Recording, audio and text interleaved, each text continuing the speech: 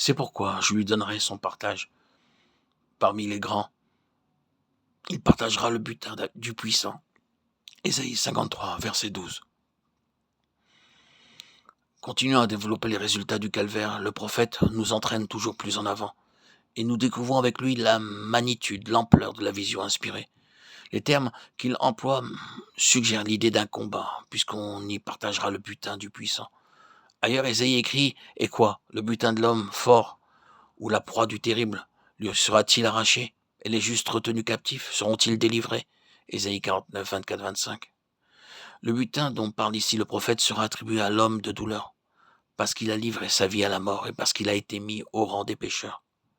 La croix n'est donc pas uniquement la rançon de nos péchés, elle n'est pas seulement le sacrifice expiatoire par quoi nous sommes justifiés, non plus que l'enfantement d'une nouvelle race en la ressemblance du Fils de Dieu, mais elle est encore la rencontre suprême avec un ennemi redoutable pour la libération de captifs qu'il tient en sa puissance. D'autres passages concordent avec ceux d'Ésaïe. David voit le Seigneur ressuscité conduisant vers le sanctuaire ceux qui étaient retenus captifs. Et l'auteur inspiré de l'Épître aux Hébreux écrit que par sa mort, il délivra tous ceux qui sont sous l'empire de la mort, étaient toute leur vie retenus dans la servitude. Hébreux 2,15. Enfin, il est écrit que le butin du puissant sera attribué au Christ, parce qu'il a été mis au rang des pécheurs. Le Seigneur nous a donné l'exemple de l'obéissance parfaite à la volonté du Père. Il a accepté, il a bu la coupe de souffrance, il a obéi jusqu'à la mort. Comment pourrions-nous jamais sonder la largeur, la profondeur, la hauteur de son sacrifice, et ce que ce sacrifice lui coûta, lui, le saint et le juste, lui qui était sans péché, lui qui n'avait pas subi la contamination du mal. Il fut mis au rang des pécheurs. Il fut fait pécher à notre place. Vu sous ce jour, le calvaire nous révèle peut-être l'une des raisons de la victoire du Christ sur le prince de la mort.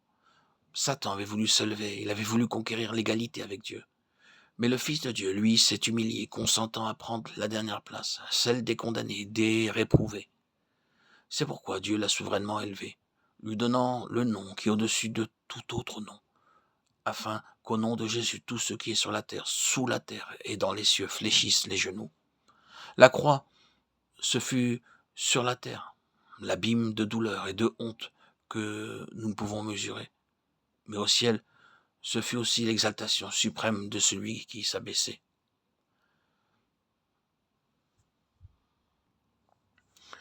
La croix n'est pas uniquement la rançon de nos péchés. Elle n'est pas seulement le sacrifice expiatoire par quoi nous sommes justifiés, non plus que l'enfantement d'une nouvelle race en la ressemblance du Fils de Dieu. Mais elle est encore la rencontre suprême avec un ennemi redoutable pour la libération de captifs qu'il tient en sa puissance.